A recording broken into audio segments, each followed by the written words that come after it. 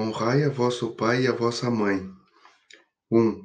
Vós sabeis os mandamentos: não cometereis adultério, não matareis, não furtareis, não prestareis falso testemunho, não fareis mal a ninguém. Honrai a vosso pai e a vossa mãe. São Marcos, capítulo 10, versículo 19. São Lucas, capítulo 18, versículo 20. São Mateus, capítulo 19, versículo 19. 2. Honrai a vosso pai e a vossa mãe, a fim de viverdes longo tempo sobre a terra, que o Senhor vosso Deus vos dará. Decálogo, Êxodo, capítulo 20, versículo 12. Piedade filial. 3. O mandamento: honrai a vosso pai e a vossa mãe, é uma consequência da lei geral de caridade e de amor ao próximo, porque não se pode amar seu próximo sem amar seu pai e sua mãe. Mas a palavra honrai encerra um dever a mais a seu respeito, o da piedade filial.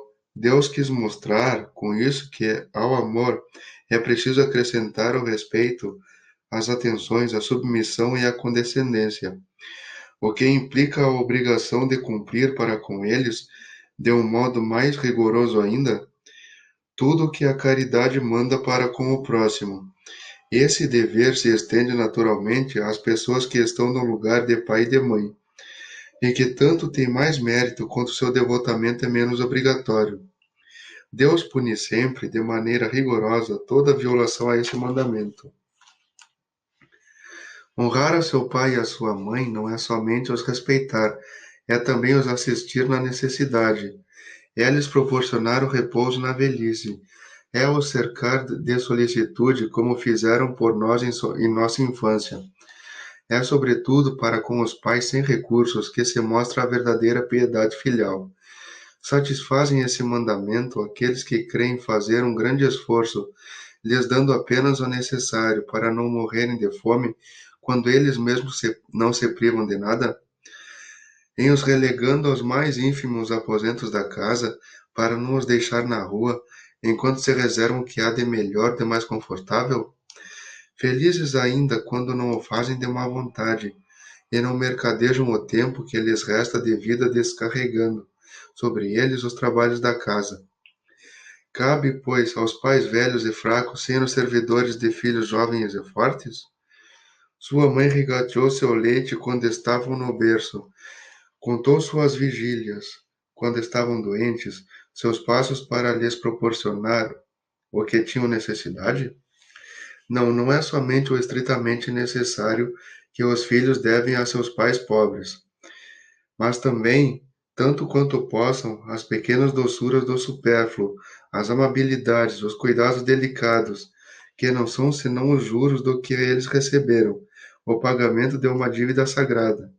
Só aí está a piedade filial aceita por Deus. Ai, pois, daquele que se esquece o que deve aos que o sustentaram em sua fraqueza, que com a vida material lhe deram a vida moral, que com frequentemente se impuseram duras privações para assegurar seu bem-estar. Ai do ingrato, porque será punido pela ingratidão e pelo abandono, será atingido em suas mais caras afeições, algumas vezes desde a vida presente, mas certamente numa outra existência em que suportará o que terá feito aos outros suportarem. Certos pais, é verdade, menosprezam seus deveres e não são para os filhos o que o deveriam ser, mas cabe a Deus puni-los e não aos seus filhos. Não cabe a estes censurá-los, porque talvez eles próprios merecessem que fosse assim. Se a caridade estabelece como lei retribuir o mal com o bem, ser indulgente para com as imperfeições alheias, não maldizer seu próximo, esquecer e perdoar os erros, amar mesmo seus inimigos, quanto essa obrigação é maior ainda com relação aos pais. Os filhos devem, pois, tomar por regra de conduta para com os pais todos os preceitos de Jesus concernentes ao próximo, e se dizer que todo procedimento repreensível em face de estranhos, ou é ainda mais em face dos parentes, e que o que talvez não fosse senão uma falta no primeiro caso, pode vir a ser um crime no segundo, porque então a falta de caridade se une à ingratidão. 4. Deus disse: Honrai a vosso pai e a vossa mãe, a fim de viverdes longo tempo sobre a terra, que o Senhor vosso Deus vos dará. Por que, pois, promete como recompensa a vida sobre a terra e não a vida celeste?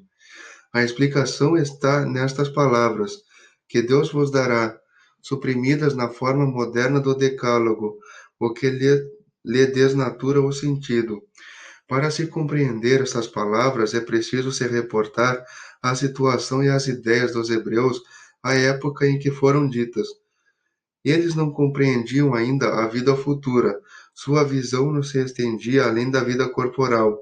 Deviam, pois, ser mais tocados pelo que viam do que pelo que não viam. Por isso, Deus fala numa linguagem à sua altura, e como a crianças, dá-lhes em perspectiva o que os pode satisfazer. Estavam então no deserto. A terra que Deus lhes dará era a terra prometida, objetivo de suas aspirações. Eles não desejavam nada além disso, e Deus lhes disse que viveriam nela longo tempo, quer dizer que a possuiriam por um longo tempo, se observassem seus mandamentos. Mas ao advento de Jesus, suas ideias estavam mais desenvolvidas. Era chegado o momento de lhes dar um alimento menos grosseiro. Iniciaram na vida espiritual em lhes dizendo: Meu reino não é deste mundo, é nele, e não sobre a terra, que recebereis a recompensa de vossas boas obras. Com estas palavras, a terra prometida material se transforma numa pátria celeste. Também, quando os chama à observação do mandamento: Honrai a vosso pai e a vossa mãe. Nada é mais a terra que lhes promete, mas o céu. Capítulo 2 e 3. Quem é minha mãe e quem são meus irmãos? 5. E tendo chegado à casa, nela se reuniu uma tão grande multidão de povo que não podiam mesmo tomar seu alimento. Seus parentes, tendo sabido disso, vieram para se apoderarem dele, porque diziam que ele havia perdido o espírito. Entretanto, sua mãe e seus irmãos, tendo vindo e ficado ao lado de fora, o mandaram chamar. Ora, o povo estava sentado ao seu redor. Ele disse: Vossa mãe e vossos irmãos estão lá fora vos chamando. Mas ele lhes respondeu: Quem é minha mãe e quem são meus irmãos? E olhando aqueles que estavam sentados ao seu redor, eis disse: Minha mãe e meus irmãos. Porque quem faz a vontade de Deus, este é meu irmão, minha mãe e minha irmã. São Marcos, capítulo 3, versículo 20 e 21. 31 a 35. São Mateus, capítulo 12, versículo 42 a 50. 6. Certas palavras parecem estranhas na boca de Jesus e contrastam com a sua bondade e sua inalterável benevolência para com todos. Os incrédulos não deixaram de fazer disso uma arma, dizendo que ele próprio se contradizia. Um fato irrecusável é que sua doutrina tem por base essencial, por pedra angular, a lei de amor e de caridade. Ele não podia, pois, destruir de um lado o que estabelecia de outro. De onde é preciso tirar esta consequência rigorosa de que, se certas máximas estão em contradição com o princípio, é que as palavras que se lhe atribuem foram mal expressadas, mal compreendidas ou não são dele. 7. Admira-se, e com razão, ver nessa circunstância Jesus mostrar tanta indiferença para com os seus parentes e de alguma sorte renegar sua mãe. No que tange a seus irmãos, sabe que não tiveram jamais simpatia por ele. Espíritos pouco avançados não tinham compreendido a sua missão. Sua conduta, a seus olhos, era bizarra, e seus ensinamentos não lhes havia tocado, uma vez que não houve nenhum discípulo entre eles. Parecia mesmo que partilhavam até um certo ponto das prevenções dos seus inimigos. É certo, de resto, que o acolhiam mais como estranho do que como irmão, quando ele se apresentava na família, e São João disse, positivamente, que não acreditavam nele. São João, capítulo 7, versículo 5. Quanto à sua mãe, ninguém poderia contestar sua ternura por seus filhos, mas é preciso convir também que ela não parecia ter feito uma ideia muito justa de sua missão, porque não se a viu jamais seguir seus ensinos, nem lhe prestar testemunho, como o fez João Batista. A solitude maternal era nela o sentimento dominante. A respeito de Jesus, supor-lhe ter negado sua mãe seria desconhecer seu caráter. Um tal pensamento não poderia animar aquele que disse: honrai a vosso pai e a vossa mãe. É preciso, pois, procurar um outro sentido para as suas palavras, quase sempre veladas sob a forma alegórica. Jesus não negligenciou nenhuma ocasião de dar um ensino. Tomou, pois, a que lhe oferecia a chegada de sua família para estabelecer a diferença que existe entre o parentesco corporal e o parentesco espiritual. O parentesco corporal e o parentesco espiritual. 8. Os laços de sangue não estabelecem necessariamente os laços entre os espíritos. O corpo procede do corpo, mas o espírito não procede do espírito, porque o espírito existia antes da formação do corpo. Não foi o pai quem criou o espírito do seu filho. Ele não fez senão lhe fornecer um envoltório corporal, mas deve ajudar o seu desenvolvimento intelectual e moral para o fazer progredir. Os espíritos que se encarnam numa mesma família, sobretudo entre parentes próximos, são ou mais frequentemente espíritos simpáticos, unidos por relações anteriores, que se traduzem por sua afeição durante a vida terrestre. Mas pode ocorrer também que esses espíritos sejam completamente estranhos uns aos outros, divididos por antipatias igualmente anteriores, que se traduzem da mesma forma por seu antagonismo sobre a terra, para lhes servir de prova. Os verdadeiros laços de família não são, pois, os da consanguinidade, mas os da simpatia e da comunhão de pensamentos que unem os espíritos, antes, durante e após a sua encarnação, de onde se segue que dois seres nascidos de pais diferentes podem ser mais irmãos pelo espírito do que se o fossem pelo sangue. Podem se atrair, se procurar, comprazerem-se juntos, enquanto que dois irmãos consanguíneos podem se repelir, como se vê todos os dias. Problema moral que só o Espiritismo podia resolver pela praticidade das. Há, pois, duas espécies de famílias: as famílias pelos laços espirituais e as famílias pelos laços corporais. As primeiras, duráveis, se fortalecem pela depuração e se perpetuam no mundo dos espíritos, através de diversas migrações da alma. As segundas, frágeis como a matéria, se extinguem com o tempo e frequentemente se dissolvem moralmente desde a vida atual. Foi isso que Jesus quis dizer, compreender, em dizendo aos seus discípulos: eis minha mãe e meus irmãos, quer dizer, minha família pelos laços do Espírito. Porque quem quer que faça a vontade do meu Pai, que está nos céus, é meu irmão, minha mãe e minha irmã.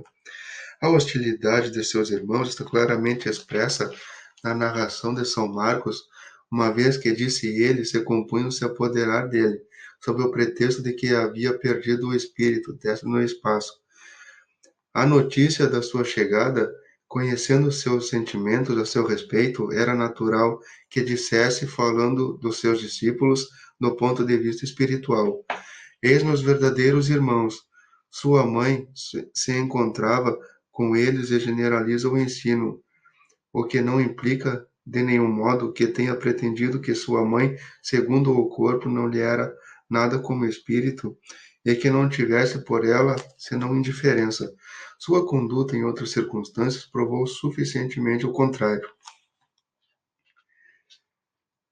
Instruções dos Espíritos, a ingratidão dos filhos e os laços de família. 9. A ingratidão é um dos frutos mais imediatos do egoísmo. Revolta sempre os corações honestos, mas a dos filhos com relação aos pais tem um caráter ainda mais odioso. É sob esse ponto de vista, especialmente, que vamos encará-la para lhe analisar as causas e os efeitos. Aqui, como por toda parte, o Espiritismo Tetris veio lançar sobre um dos problemas do coração humano, luz. Quando o espírito deixa a terra, carrega consigo as paixões ou as virtudes inerentes à sua natureza, e vai para o espaço se aperfeiçoando ou ficando estacionário, até que queira ver a luz. Alguns, pois, partiram carregando consigo ódios poderosos e desejos de vingança insatisfeitos. Mas a alguns destes, mais avançados que os outros, é permitido entrever um canto de verdade. Eles reconhecem os funestos efeitos de suas paixões e é então que tomam boas resoluções. Compreendem que para ir a Deus não há senão uma senha. Caridade, ora, não há caridade sem esquecimento de ultrajes e de injúrias. Não há caridade com ódios no coração e sem perdão. Então, por um esforço inaudito, olham aqueles que detestaram sobre a terra, mas ante essa visão sua animosidade desperta. Revoltam-se com a ideia de perdoar, e ainda mais com a de se abdicarem de si mesmos. Sobretudo, a de amarem aqueles que talvez destruíram sua fortuna, sua honra, sua família. Entretanto, o coração desses infortunados está abalado. Eles hesitam, vacilam, agitados por esses sentimentos contrários. Se a boa resolução vence, pedem a Deus, imploram aos bons espíritos que lhes deem força no momento mais decisivo da prova. Enfim, depois de alguns anos de meditação e de preces, o espírito se aproveita de um corpo que se prepara na família daquele que detestou e pede aos espíritos encarregados de transmitirem as ordens supremas para ir cumprir sobre a terra os destinos desse corpo que vem de se formar. Qual será, pois, a sua conduta nessa família? Ela dependerá mais ou menos da persistência de suas boas resoluções. O contato incessante dos seres que o odiou é uma prova terrível, sob o qual sucumbe às vezes se sua vontade não é bastante forte. Assim, segundo triunfe a boa ou má resolução, será amigo ou inimigo daqueles no meio do qual foi chamado a viver. Por aí se explicam esses ódios, essas repulsas instintivas que se notam em certas crianças e que nenhum ato anterior parece justificar. Nada, com efeito, nessa existência pôde provocar essa antipatia. Para a compreender, é preciso voltar os olhos sobre o passado. Ó espíritas, compreendei hoje o grande papel da humanidade. Compreendei que, quando produzis um corpo, a alma que nele se encarna vem do espaço para progredir. Sabei vossos deveres e colocai todo o vosso amor em aproximar essa alma de Deus. É a missão que vos está confiada e da qual recebereis a recompensa se a cumprirdes fielmente. Vossos cuidados, a educação que lhe derdes, ajudarão seu aperfeiçoamento e seu bem-estar futuro. Pensai que a cada pai e a cada mãe Deus perguntará: que fizestes do filho que te foi confiado? Se permaneceu atrasado por vossa falta, vosso castigo será o de vê-lo entre os espíritos sofredores, ao passo que dependia de vós tê-lo feito feliz. Então vós mesmos, atormentados de remorso, pedireis para reparar vossa falta. Solicitareis uma nova encarnação para vós e para ele, na qual o cercareis de cuidados mais esclarecidos, e ele, cheio de reconhecimento, vos cercará de seu amor. Não rejeitei, pois, a criança de berço que repele sua mãe, nem aquele que vos paga com ingratidão. Não foi o acaso que o fez assim e que vos o deu. Uma instituição imperfeita, ou melhor, uma intuição imperfeita do passado se revela, e daí julgueis se um ou outro já muito odiou ou foi muito ofendido, que um ou outro veio para perdoar ou para expiar. Mães, abraçai, pois, o filho que vos causa desgosto, e dizei-vos: um de nós dois foi culpado. Merecei as alegrias divinas que Deus atribui à maternidade, ensinando a essa criança que ela está sobre a terra para se aperfeiçoar, amar e bendizer. Mas há muitas entre vós, em lugar de arrancar pela educação os maus princípios inatos de existências anteriores, entretêm, desenvolvem esses mesmos princípios por uma fraqueza culposa ou por negligência, e mais tarde o vosso coração ulcerado pela ingratidão de vossos filhos será para vós desde esta vida o começo de vossa expiação. A tarefa não é tão difícil como poderíeis crer.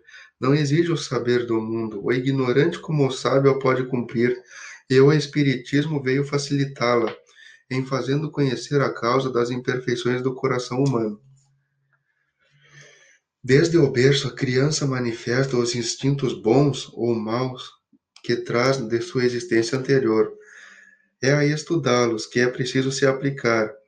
Todos os males têm seu princípio no egoísmo e no orgulho. Espreitai, pois, os menores sinais que revelam os germes desses vícios, e empenhai-vos em os combater, sem esperar que lancem raízes profundas.